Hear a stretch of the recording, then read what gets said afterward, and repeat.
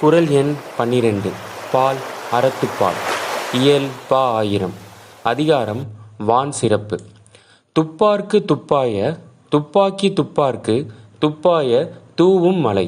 இந்த குறள் வாயிலாக வள்ளுவர் நமக்கு என்ன புரிய வைக்கிறார்னா, உண்பவர்க்கு தகுந்த பொருட்களை விளைவித்து தந்து அவற்றை பருவோருக்கு தானும் ஒரு உணவாக விளங்குவது மழையே ஆகும் அப்படின்னு கூறுறார்.